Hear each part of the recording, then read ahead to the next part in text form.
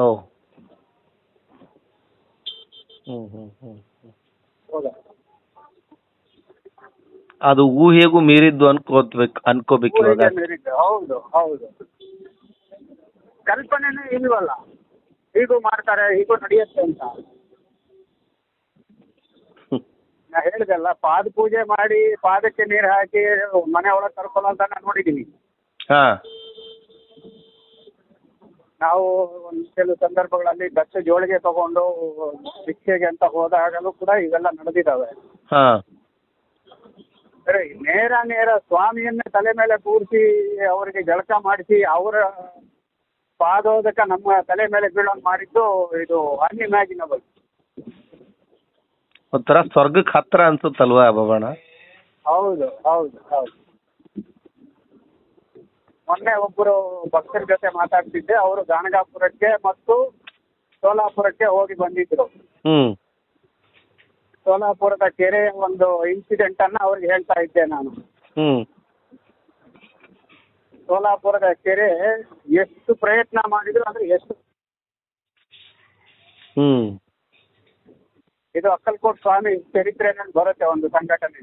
ಹೌದು. ಹಾ ಹಾ ಹಾ. ಸ್ವಾಮಿಗಳಿಗೆ ಹೋಗಿ ಯಾರೋ ಮನವಿ ಮಾಡ್ತಾರೆ ಹೀಗಾಗಿದೆ ಅಂತ. ಸ್ವಾಮಿಗಳು ಬಂದು ಆ ಕೆರೆನಲ್ಲಿ ಮೂತ್ರ ವಿಸರ್ಜನೆ ಮಾಡ್ತಾರೆ. ಹೌದು. ಆಮೇಲೆ ನೋಡಿದ್ರೆ ಕೆರೆ ತುಂಬ ಹೋಗುತ್ತೆ. ಹ್ಮ್ ಹ್ಮ್ ಹ್ಮ್ ಹ್ಮ್. ಸೊ ಅವೆಲ್ಲ ಒಂದ್ ಕಡೆಯಿಂದ ಇವೆಲ್ಲ ನಿನ್ನೆ ನನಗೆ ಮನಸ್ಸಿಗೆ ಬಂದ್ಬಿಡ್ತು. ಓ, ನನಗೂ ಏನೋ ಒಂದು ಅನುಗ್ರಹ ಮಾಡಕ್ಕೆ ಸ್ವಾಮಿ ಈಗ ಈ ತರ ಮಾಡಿದ್ದಾರೆ, ನನಗೆ ಅವ್ರ ಪಾದೋದಕ್ಕೆ ನನ್ನ ಮೈ ಮೇಲೆ ಬೀಳೋ ಹಂಗೆ ಮಾಡಿದ್ದಾರೆ ಅಂತ ನಿನ್ನೆ ಒಂದು ಭರವಸೆ ಆಯ್ತು.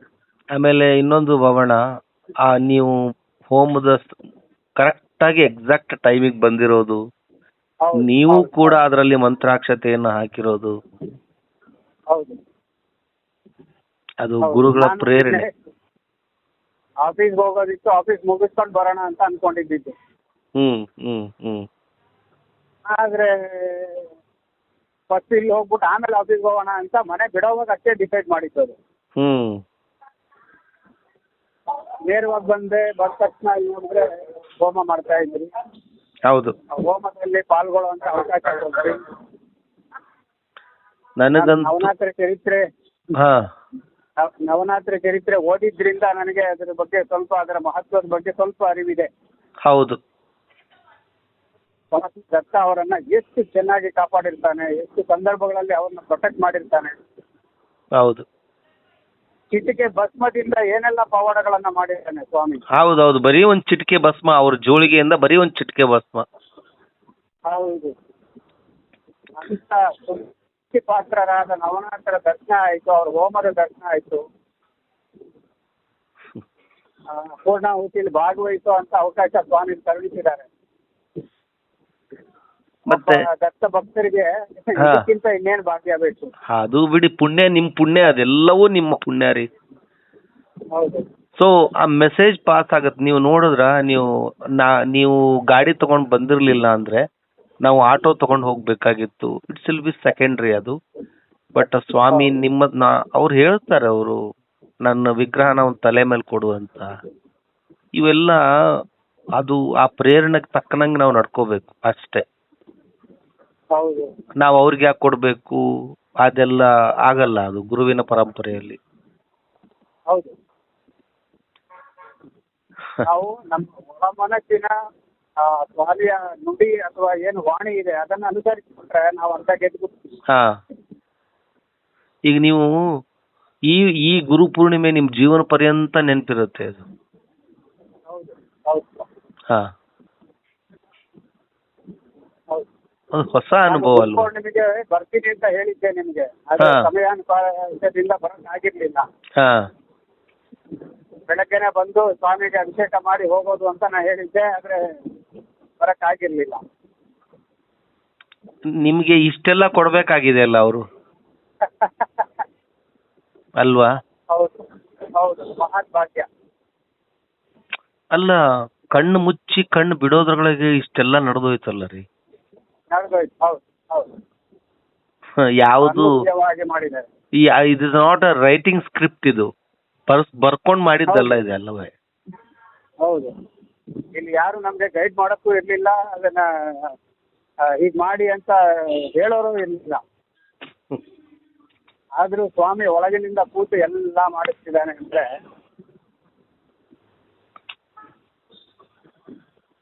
ಆಮೇಲೆ ಇನ್ನೊಂದು ಹೆಂಗಿರುತ್ತೆ ಬಾಬಣ್ಣ, ಅದರದ್ದು ಕಷ್ಟಗಳನ್ನ ಅವುಗಳನ್ನೆಲ್ಲ ನಾನು ನೋಡಿದ್ದೀನಿ.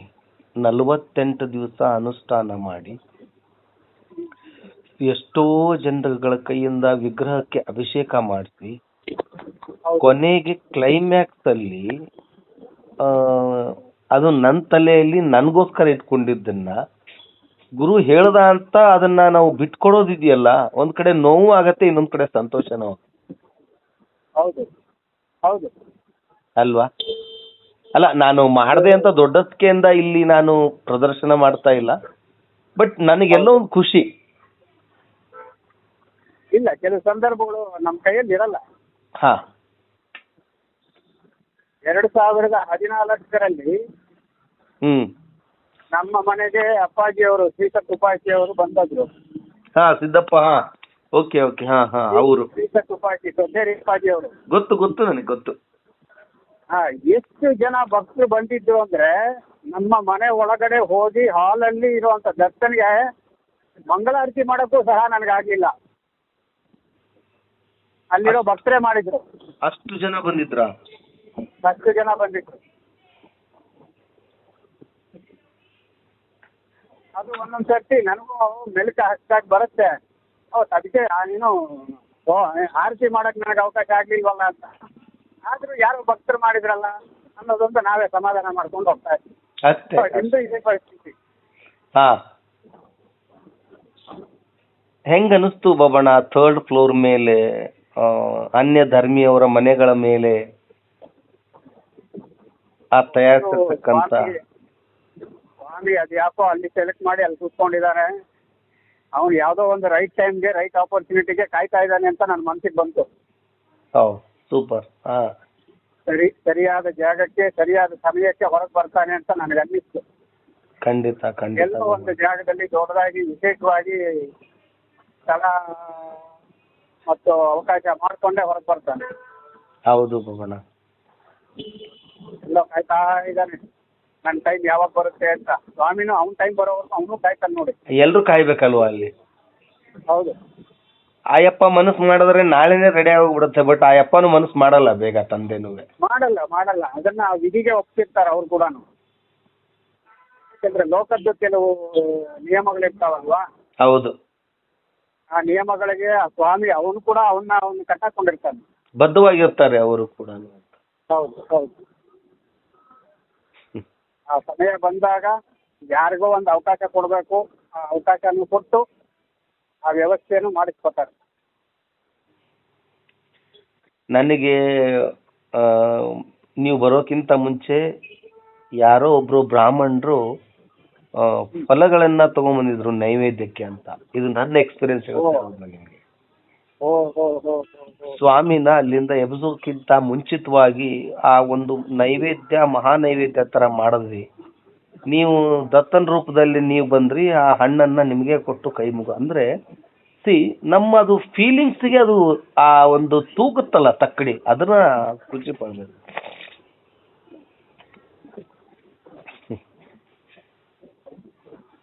ಏನೋ ಬಾಬಣ್ಣ,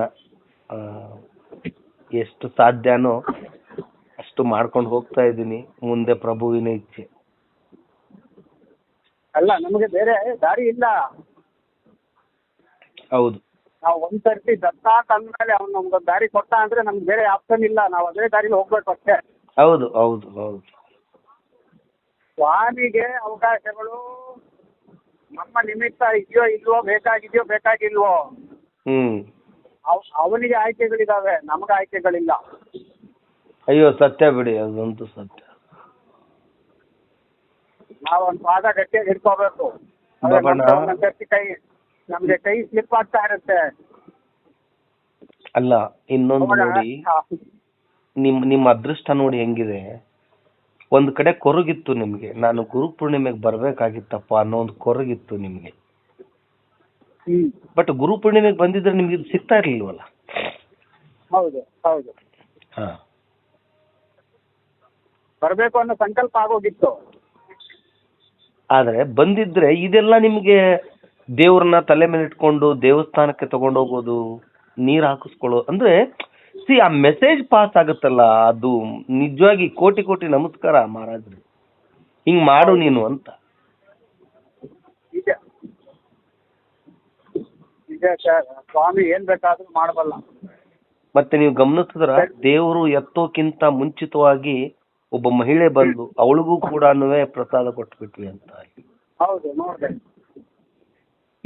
ಇವು ನೋಡೋದಕ್ಕೆ ಚಿಕ್ಕ ಪುಟ್ಟ ಎಕ್ಸ್ಪೀರಿಯನ್ಸ್ಗಳು, ಬಟ್ ಅದಕ್ಕೂ ಹಿಂದೆ ಒಂದು ಹೈಯೆಸ್ಟ್ ಒಂದು ಆಶೀರ್ವಾದದ ರೂಪ ಕಾಣ್ತಾ ಇರುತ್ತೆ ಅಂತ.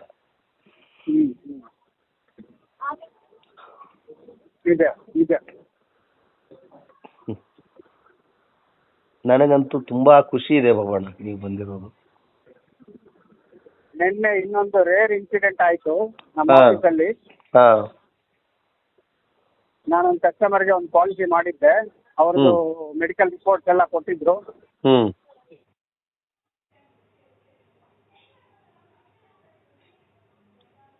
ಹಲೋ.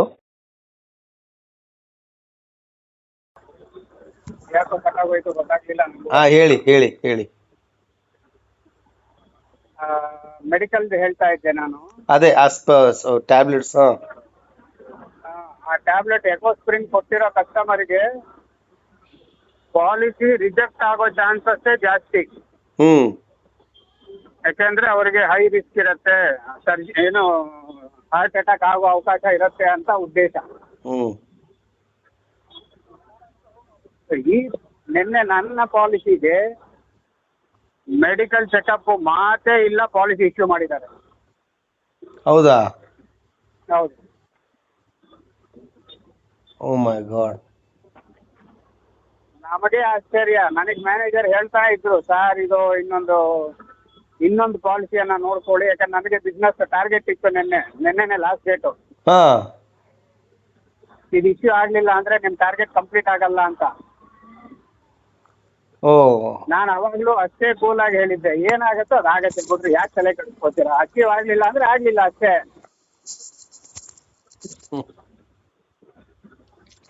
ನೋಡಿದ್ರೆ ಅವರೇ ಆಶ್ಚರ್ಯ ಪಟ್ಬಿಟ್ರು. ಮತ್ತೆ ಇಶ್ಯೂ ಆಗಿದೆ ಸರ್, ನಮ್ ಹಿಸ್ಟ್ರಿನಲ್ಲೇ ಫಸ್ಟ್ ಟೈಮ್ ಇದು ಅಂತ.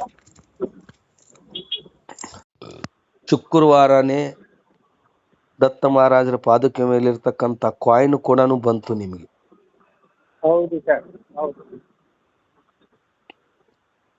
ಅದೆಲ್ಲ ತುಂಬಾ ನಿಮ್ಮ ಒಂದು ಪರಿಶ್ರಮ ಇದೆ ರೀ ಅದ್ರ ಹಿಂದೆ. ನಮ್ಮ ಪರಿಶ್ರಮ ಏನು ಇಲ್ಲ, ಬನ್ನಿ ಅವನು ಅವಕಾಶ ಕೊಡ್ತಾನೆ.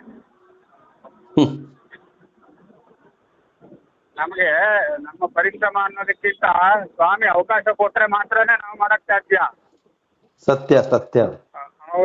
ಅವನ ಅವಕಾಶವೇ ಕೊಡ್ಲಿಲ್ಲ ಅಂದ್ರೆ ನೀವೇನ್ ಮಾಡಂಗಿದ್ದೀರಿ?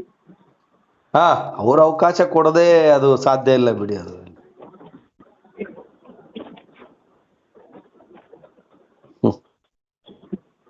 ನಾನು ಲಾಸ್ಟ್ 2 ವರ್ಷಗಳ ಹಿಂದೆ ನಾನು ನನ್ನ ಫ್ಯಾಮಿಲಿ, ನನ್ನ ಮಗನ ಕರ್ಕೊಂಡು ದೊಡ್ಡೇರಿ ಆಶ್ರಮಕ್ಕೆ ಹೋಗಿದ್ದೆ. ಅವಾಗ ನನ್ನ ಮಗನಿಗೆ ವಿದೇಶದಲ್ಲಿ ಹೈಯರ್ ಸ್ಟಡೀಸ್ಗೆ MS ಮಾಡ್ಲಿಕ್ಕೆ ಅವನಿಗೆ ಸೀಟ್ ಸಿಕ್ಕಿದೆ. ಅದಕ್ಕೆ ಅಪ್ಪಾಜಿ ಅವ್ರಿಗೆ ಕೃತಜ್ಞತೆ ತಿಳಿಸ್ಬಿಟ್ಟು ಮಗನ ಕೈಯಲ್ಲಿ ಮಗನಿಗೆ ಆಶೀರ್ವಾದ ಮಾಡಿಸ್ಕೊಂಡು ಹೊರಡೋದು ಅಂತ ಮಾಡಿದ್ವಿ. ಅಪ್ಪಾಜಿ ಅವರು ನಮಸ್ಕಾರ ಮಾಡಿದ್ವಿ, ಈ ತರ ಇವನಿಗೆ ವಿದೇಶದಲ್ಲಿ ಕಾಲೇಜಿಗೆ ಸೀಟ್ ಸಿಕ್ಕಿದ್ಯಪ್ಪ, ಅದು ಫ್ರೀ ಸೀಟು, ನಿಮ್ಮ ಆಶೀರ್ವಾದ ಇರ್ಲಿ ಅವನ ಮೇಲೆ, ಅವನು ಹೈಯರ್ ಸ್ಟಡೀಸ್ ಮಾಡ್ಲಿ ಅಂತ ಆಶೀರ್ವಾದ ಮಾಡ್ಬಿಟ್ಟು, ಅಪ್ಪ ನೀವು ಇವಾಗ ಹೇಳಿದ್ರಲ್ಲ ಹಂಗೆ ನೋಡಪ್ಪ, ದತ್ತ ನಿಮ್ಮ ಸೇವೆ ಮತ್ತು ನಿಮ್ಮ ಸತ್ಸಂಗ ನೀವು ಮಾಡಿರೋ ಇದಕ್ಕೆ ಅವನು ಮೆಚ್ಚಿ ಆಶೀರ್ವಾದ ಮಾಡಿದ್ದಾನೆ ಅಂತ. ನಾನು ಅವಾಗಲೂ ಹೇಳಿದ್ದೆ ಮಾತು, ಇಲ್ಲಪ್ಪ ಯಾವತ್ತಿದ್ರು ನಿಮ್ಮ ಕೈಯೇ ಮೇಲೆ, ನೀವು ಅವಕಾಶ ಕೊಟ್ಟು ಮಾಡಂಗಿದ್ರೆ ಮಾಡಿಸ್ಕೋಬೋದೇ ಬಿಟ್ರೆ ನಾವು ಮಾಡ್ತೀವಿ, ನಾವು ಮಾಡಿದ್ದೀವಿ ಎಲ್ಲ ಸುಳ್ಳು. ನಾವು ಸ್ವಲ್ಪ ಮಾಡಿ ಜಾಸ್ತಿ ಕೇಳೋ ಅಂತಾರೆ ನಾವು. ಹೌದು. ಅಷ್ಟೋ ಇಷ್ಟೋ ಪೂಜೆ ಮಾಡಿ ಬೆಟ್ಟದಷ್ಟು ವರವ ಬೇಡಿದೆ ಅನ್ನೋ ಜಾತಿ ನಮ್ದು. ಹೌದು. ಸೊ ನಿಮ್ಮ ಅನುಗ್ರಹ ಇರೋದ್ರಿಂದ ಇದಾಗಿದೆಯಪ್ಪ. ನನ್ನ ಸೇವೆ ನನ್ನ ಇದು ಏನು ಇಲ್ಲ ಅಂತ ಹೇಳ್ಬಂದು. ಸೊ ಪರಮಾತ್ಮ ಅವರಾಗೆ ಅವರು ನಮಗೆ ಸೇವೆ ಮಾಡೋ ಮನಸ್ಸು ಕೊಡಬೇಕು, ಅವಕಾಶನೂ ಕೊಡಬೇಕು, ಸಮಯ ಸಂದರ್ಭನೂ ಕಲ್ಪಿಸಿ ಕೊಡಬೇಕು. ಎಲ್ಲ ಅವರೇ ಮಾಡ್ಬೇಕು. ಎಲ್ಲ ರೆಡಿ ಮಾಡಿಟ್ರೆ ನಾವು ಹೋಗಿ ಗೋಡೆ ಬಿಚ್ಚೋದು ಅಷ್ಟೇ. ಇಲ್ಲ ಅಂದ್ರೆ ಅದಾಗಲ್ಲ. ಇಲ್ವೇ ಇಲ್ಲ. ನಮ್ಮ ಹೆಚ್ಚುಗಾರಿಕೆ ಅನ್ಕೊಂಡು ಹೋದ್ರೆ ಮುಗೀತು ನಮ್ಮ ಕತೆ. ನಮ್ಮ ಪಕ್ಕದಲ್ಲೇ ನಮಗಿಂತ ಅದ್ಭುತವಾಗಿ ಸೇವೆ ಮಾಡೋರ್ನ ಸೃಷ್ಟಿ ಮಾಡ್ಬಿಡ್ತಾನೆ. ಅವ್ನಿಗೇನೂ ಕಷ್ಟ ಇಲ್ಲ. ನಾವೇನಾದ್ರೂ ನಮ್ದೇ ಇದು ಅನ್ಕೊಂಡ್ರೆ ಅಲ್ಲಿಗೆ ಮುಗೀತು ಸರ್. ನಮ್ಮ ಬೆಳವಣಿಗೆನೂ ಮುಗ್ದೋಗತ್ತೆ. ನಾವು ಮಾಡ್ತಿರೋ ಸೇವೆ ಸಾಧನೆ ಏನ್ ಮಾಡ್ತಿದೀವೋ ಅದು ಅಲ್ಲಿಗೆ ಆಫ್ ಆಗತ್ತೆ. ನಮ್ದೇನೂ ಇಲ್ಲ. ಒಂದ್ಸಾರಿ ಎಲ್ಲ ಅಲ್ಲ, ನೀವು ಒಂದ್ಸಾರಿ ನಿಮ್ದು ಭಕ್ತ ಮಂಡಳಿಯನ್ನ ತಗೊಂಡು ಒಂದ್ಸಾರಿ ನಮ್ ದೇವಸ್ಥಾನಕ್ಕೆ ಬನ್ನಿ ಬಾಬಣ್ಣ. ಖಂಡಿತ ಆಗ್ಲಿ, ಖಂಡಿತ. ಆಮೇಲೆ ನಮ್ಮ ಪ್ರತಿಯೊಂದು ಕಾರ್ಯದಲ್ಲೂ ನಿಮ್ಮ ಒಂದು ಮಾಹಿತಿ ನಮಗ್ ಬೇಕು. ಓಕೆ, ಖಂಡಿತ ಆಗ್ಲಿ. ನಿಮ್ ಕಡೆಯಿಂದ ಈಗ ಏನ್ ಸ್ವಾಮಿ ಸೇವೆ ನಡೀತಾ ಇದೆ ಅದು ಹಾಗೆ ನಡ್ಕೊಂಡು ಹೋಗ್ತಾ ಇರುತ್ತೆ. ಖುಷಿ ಆಯ್ತು ಬಾಬಣ್ಣ, ರಿಯಲಿ ಖುಷಿ ಆಯ್ತು.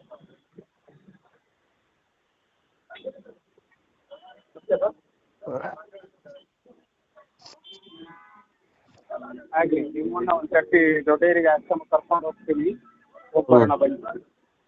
ನೀವು ಯಾವಾಗ ಹೇಳ್ತೀರಾ ಆವಾಗ, ಯಾಕಂದ್ರೆ ಅವ್ರ ಆಶೀರ್ವಾದ ಇವಾಗ ಇದಾರಲ್ವಾ ಇನ್ನು ಸಿದ್ದೋಪಾಜಿ ಅವರು? ಇದಾರೆ. ಓಕೆ, ಅವ್ರ ಹತ್ರ ಹೋಗಿ ಬಂದ್ಮೇಲೆ ಅವ್ರ ಅಪ್ಪಣೆ ತಗೊಂಡ್ಮೇಲೆ ನಮ್ಮ ಒಂದು ದೇವಸ್ಥಾನಕ್ಕೊಂದು ಚಾಲನೆ ಸಿಗ್ಬೋದು ಅಂತ ಅನ್ಕೊಂಡಿದ್ದೀನಿ ನಾನು. ನೀವ್ ಹೇಳಕ್ ಮುಂಚೆ ನನ್ನ ಮನ್ಸಿಗೆ ಬಂದಿದ್ದು ಅದೇ. ಆಮೇಲೆ ದತ್ತನ ಪಾದಕ್ಕೆ ನಿಮ್ಗೆ ಇನ್ನೊಬ್ಬರನ್ನ ಭೇಟಿ ಮಾಡಿಸ್ತೀನಿ. ಅಂದ್ರೆ ಬೆಂಗಳೂರಲ್ಲಿ ಆಲ್ರೆಡಿ ಇರುವಂತ ದೇವಸ್ಥಾನದ್ದು, ದತ್ತಂದೇ ದೇವಸ್ಥಾನದ್ದು. ಎಷ್ಟಪ್ಪ? 130 3 किलो से अंदर है. हाँ अंदर है. 125 करेंगे. 130. वो अम्मा किधर गए? अम्मा नहीं आ रहे अभी.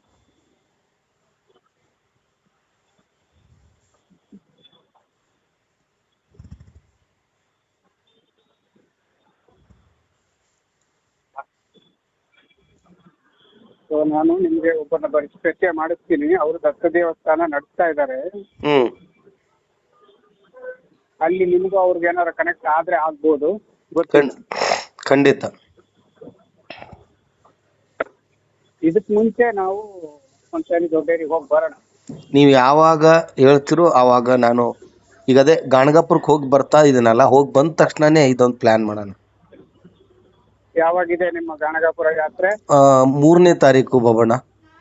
ಸಾರಿ, 4ನೇ ತಾರೀಕು. 4ನೇ ತಾರೀಕು ಹೋಗಿ ಬರೋದು. 4ನೇ ತಾರೀಕು ಇಲ್ಲಿಂದ ಹೋಗ್ತೀವಿ, 5ನೇ ತಾರೀಕು ಅಲ್ಲಿಂದ ರಿಟರ್ನ್. ಸರಿ, ನೆಕ್ಸ್ಟ್ ಯಾವಾಗ ನಿಮ್ಮ ಯಾತ್ರೆ ಶೆಡ್ಯೂಲ್ ಆಗಿದೆ ಒಂದು ಡೇಟ್ ಕೊಡಿ. ನಾನು ನಮ್ಮ ಗ್ರೂಪ್ ಅಲ್ಲಿ ಇಂಟ್ರೊಡ್ಯೂಸ್ ಮಾಡ್ತೀನಿ. ಖಂಡಿತ. ಯಾರೆಲ್ಲ ಬರೋಕ್ಕೆ ಆಸಕ್ತಿ ತೋರಿಸ್ತಾರೋ ಅವ್ರು ನಿಮ್ಮನ್ನೇ ಕಾಂಟ್ಯಾಕ್ಟ್ ಮಾಡಕ್ ಹೇಳ್ತೀನಿ. ಖಂಡಿತ ಬಾಬಣ್ಣ. ಆಮೇಲೆ ಇನ್ನೊಂದು ಏನಪ್ಪಾ ಅಂದ್ರೆ, ನಮ್ದು ಒಂದು 600 ಜನರದ್ದು ಒಂದು ಗ್ರೂಪ್ ಇದೆ. ಒಂದು 600 ಜನರ ಗ್ರೂಪಲ್ಲೂ ಕೂಡ ನಮ್ಮನ್ನು ನೀವು ಅದರಲ್ಲಿ ಸೇರಿಸ್ಕೊಳ್ಳಿ. ಅದರಲ್ಲಿ ಇರ್ತಕ್ಕಂಥ ಭಕ್ತಾದಿಗಳನ್ನ ನಮ್ಮ ಗ್ರೂಪಲ್ಲಿ ಸೇರಿಸಿ, ನಮ್ಮಲ್ಲಿ ಒಂದು ಗುರುವಾರಕ್ಕೊಂದು ದಿವಸ ವಿಶೇಷವಾಗಿರ್ತಕ್ಕಂಥ ಒಂದು ಆರತಿ ಆಗುತ್ತೆ. ಅದು ಲೈವ್ ಆರತಿ ಹೋಗೋದ್ರಿಂದ ಈಗ ಹೆಂಗೆ ಶಿರ್ಡಿದು ಅದೆಲ್ಲ ಹೋಗುತ್ತಲ್ಲ, ಆ ಥರ ಈ ಆರತಿಯನ್ನ ನಾವು ಯೂಟ್ಯೂಬ್ ಮುಖಾಂತರ ಜನರಿಗೋಸ್ಕರ ಬಿಡ್ತಾ ಇದ್ದೀವಿ.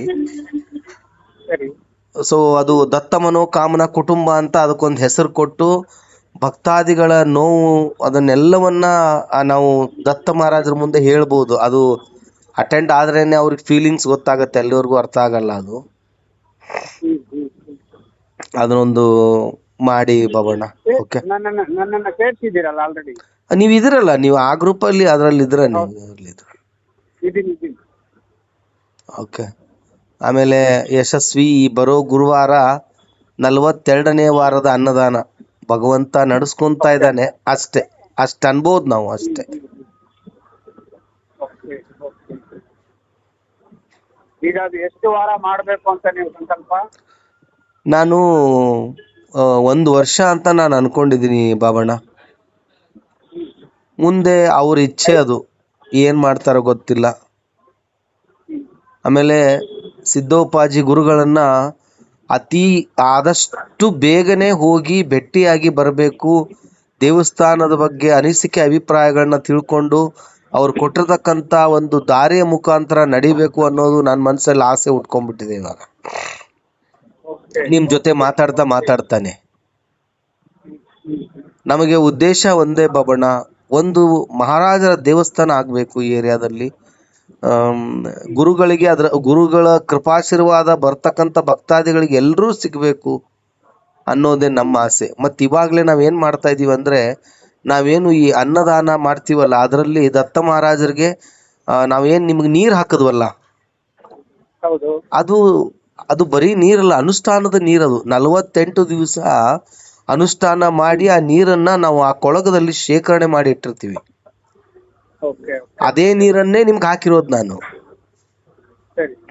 ಸೊ ನಾವೇನ್ ಮಾಡ್ತೀವಿ ಬಾಬಣ್ಣ, ಅದೇ ನೀರನ್ನೇ ನಾವು ದತ್ತ ಮಹಾರಾಜರ ಒಂದು ಪ್ರಸಾದಕ್ಕೆ ಹಾಕಿ ಪ್ರತಿ ಗುರುವಾರ ಎನಿ ಟೈಮ್ ಮಾಡ್ತೀವಿ. ಸೊ ಉದ್ದೇಶ ಒಂದೇ, ಗುರುಗಳು ಎಲ್ಲರ ಒಂದು ಮೈ ಸೇರಿ ಅವರ ಮೈಯಲ್ಲಿ ಇರ್ತಕ್ಕಂಥ ಆ ಒಂದು ಎಂತಹದೇ ಸಮಸ್ಯೆ ಇದ್ರೂ ಕೂಡ ದೂರ ಮಾಡ್ಲಿ ಗುರುಗಳು ಅಂತ ಈ ಒಂದು ಮನಸ್ಸಿನ ಮನೋಭಾವನೆ ಇಟ್ಕೊಂಡು ಮಾಡ್ತಾ ಇದ್ದೀವಿ. ನೋಡೋಣ ಅನ್ನದಾನ ಎಷ್ಟು ದಿವಸ, ಅದು ನನ್ನ ಮನಸ್ಸಲ್ಲಿದೆ, ಕೊನೆವರೆಗೂ ಮಾಡಬೇಕು ಅನ್ನೋ ಒಂದು ಆಸೆ ಇದೆ.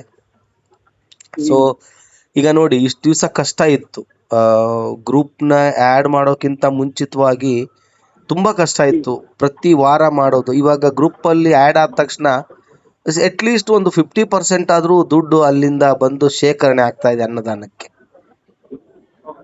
ತಿಳಿದಿರ್ತಕ್ಕಂಥ ಭಕ್ತಾದಿಗಳು ಕೊಟ್ಟೆ ಕೊಡ್ತಾರೆ. ಇದಕ್ಕೆ ಈಗ ನೋಡಿ, ನೀವು ಒಂದು 10 ಜನಕ್ಕೆ ಸೇರ್ಸಿದ್ರೆ 10 ಜನ 10 ರೂಪಾಯಿ ಅಂದ್ರೂ 100 ರೂಪಾಯಿ ಆಯ್ತಲ್ಲ. 10 ರೂಪಾಯಿ ಕೊಟ್ಟರು ಕೂಡ 100 ರೂಪಾಯಿ ಆಯ್ತು. ಅಲ್ಲಿ ಹೆಂಗೋ ಅನ್ನದಾನಕ್ಕೆ ಒಂದು ಸಹಾಯ ಆಗುತ್ತಲ್ಲ. ಅದಕ್ಕೆ ಈ ತರ ನಾವು ಮೊದಲು ಜನನ ಸೇರಿಸ್ಕೊಂಡು ಅವರ ನೋವುಗಳನ್ನ ಆ ಆರತಿ ಮುಖಾಂತರ ದೂರ ಮಾಡಿದಾಗ ಅವರೇ ನಮ್ಮ ಬೆನ್ನೆಲುಬಾಗಿ ನಿಂತ್ಕೋತಾರ ಅನ್ನೋ ಒಂದು ನಂಬಿಕೆ ಇದೆ ನನಗೆ. ನಿಮಗೆ ಈ ಸಂಕಲ್ಪ ಹೇಗ್ ಬಂತು? ಯಾವಾಗಿಂದ ಬಂತು? ಗಾಣಗಾಪುರದಿಂದ ಒಬ್ರು ಬಂದಿದ್ರು ಇಲ್ಲಿ, ಸ್ವಾಮಿ ಅಂತ ಅವ್ರ ಹೆಸರು. ಅವರು ಎಲ್ಲಾನು ನೋಡಿದ್ರು, ಸಂತೋಷ್ ನೀವು ಎಲ್ಲಾ ಕರೆಕ್ಟ್ ಆಗಿ ಮಾಡಿದಿರ, ಆದರೆ ದತ್ತ ಮಹಾರಾಜರು ಇದ್ದ ಕಡೆ ಅನ್ನದಾನ ಮಾಧುಕರಿ ಇದು ಕಂಪಲ್ಸರಿ. ನೀವು ಗುರುವಾರಕ್ಕೊಂದ್ಸರಿ ನೀವು ಮಾಧುಕರಿ ಮಾಡ್ಲೇಬೇಕು ಅಂತ ಖಡಾಖಂಡಿತವಾಗಿ ಹೇಳಿದ್ರು. ಅವ್ರ ಕೈಯಿಂದಾನೇ ಫಸ್ಟ್ ವಾರ ಅವರೇ ಮಾಡಿಬಿಟ್ರು. ಸೊ ಈಗ ಅವ್ರು ಮಾಡಿ ಹೋದ್ಮೇಲೆ ಇನ್ನೂವರೆಗೂ ನಿಂತ್ಕೊಂಡಿಲ್ಲ ಅದು. 42 ಬಾಬಣ್ಣ, ಬರೋ ಗುರುವಾರಕ್ಕೆ 42ನೇ ವಾರ ಮಾಡ್ತಾ ಇರೋದು. ಆಮೇಲೆ ಈರುಳ್ಳಿ ಬೆಳ್ಳುಳ್ಳಿ ಹಾಕೋ ಆಗಿಲ್ಲ ಅದಕ್ಕೆ. ಈರುಳ್ಳಿ ಬೆಳ್ಳುಳ್ಳಿ ಇಲ್ಲ. ಹೌದು, ಗುರುಗಳಿಗೆ ಕಂಪಲ್ಸರಿ ಅದ್ ನಡೆಯಲ್ವಲ್ಲ, ಆ ತರ. ನೀವು ಮನೆಯಲ್ಲೂ ಬಳಸ್ತೀರಾ ಅಥವಾ ಬಳಸಲ್ವಾ? ಇಲ್ಲ, ನಾವು ಮನೆಯಲ್ಲಿ ಬಳಸ್ತೀವಿ, ಗುರುಗಳ ನೈವೇದ್ಯಕ್ಕೆ ಬಳಸಲ್ಲ.